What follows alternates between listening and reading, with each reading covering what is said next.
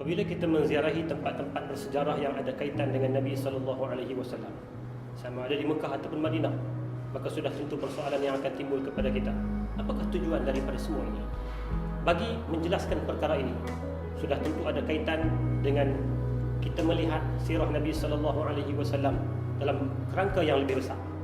Apabila kita melihat sirah Nabi sallallahu alaihi wasallam, bermula daripada kelahirannya, perjuangannya membawa Islam di Mekah, perjuangannya membawa Islam di Madinah, sehinggalah wafatnya Nabi sallallahu alaihi wasallam, dapat kita faham bahawa ziarah kita ke tempat-tempat perjuangan yang ada kaitan dengan Nabi sallallahu alaihi wasallam ini sekurang-kurangnya untuk melahirkan 3 perkara dalam hidup kita.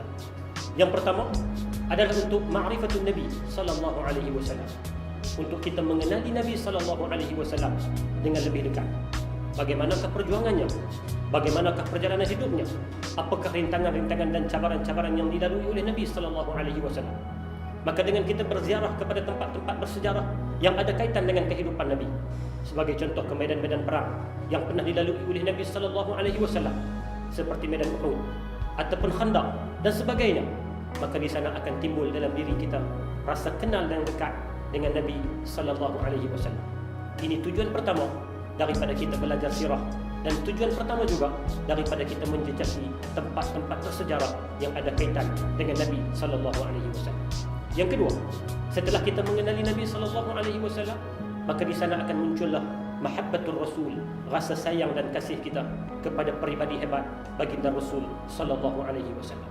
Tanpa kita mengenali, tanpa kita membaca sirah, dan tanpa kita menziarahi, menjejaki tempat-tempat yang pernah dijejaki oleh Nabi sallallahu alaihi wasallam, maka kita akan kurang mengenali Nabi dengan rapat. Bila kurang mengenali Nabi dengan rapat, maka ketika itu kita akan rasa kasih juga akan berkurangan kepada Nabi. Apabila datangnya ma'rifatun Nabi, kenal Nabi, timbullah mahabbatun Nabi, kasih dan sayang kepada Nabi sallallahu alaihi wasallam. Yang ketiga, apabila telah dapat kedua perkara ini, mengenali, mengasihi, maka akhirnya praktikalnya adalah untuk iqtida'un Nabi sallallahu alaihi wasallam, menurut jejak perjuangan Nabi sallallahu alaihi wasallam. Justru itu, lawatan dan ziarah ke tempat-tempat yang ada kaitan dengan Nabi sallallahu alaihi wasallam bukan sekadar untuk memenuhkan tentatif dan agenda sahaja.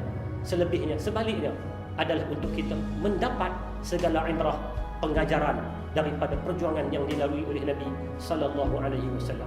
Bila datang di Uhud, perhatikanlah sejarah perjuangan yang pernah dilalui oleh Nabi. Bagaimanakah perjuangan yang dilalui oleh sahabat Nabi? Bagaimanakah mereka menumpahkan segala-galanya untuk Islam? Baginda Rasul sallallahu alaihi wasallam ketika mana akhir peperangan Uhud pernah menadah tangan berdoa kepada Allah Subhanahu wa taala, Allahumma habbib ilaina al-iman wa zayyinhu fi qulubina wa karrih ilaina al-kufra wal fusuq wal 'isyan waj'alna minar rasyidin. Ya Allah, berikan kepada kami rasa kasih, rasa gembira dengan iman, tambahkan dan hiaslah iman kami, tanamkan rasa benci kami kepada kekufuran, kefasikan dan kemaksiatan, jadikan kami orang yang sentiasa mendapat bimbingan. Sebab itulah kita mencontohi Nabi, bukan sekadar membaca, bukan sekadar menghayati, menjejaki, dan akhirnya jadilah kita umat yang dibanggakan oleh Nabi sallallahu alaihi wasallam. Laqad kana lakum fi Rasulillahi uswatun hasanah.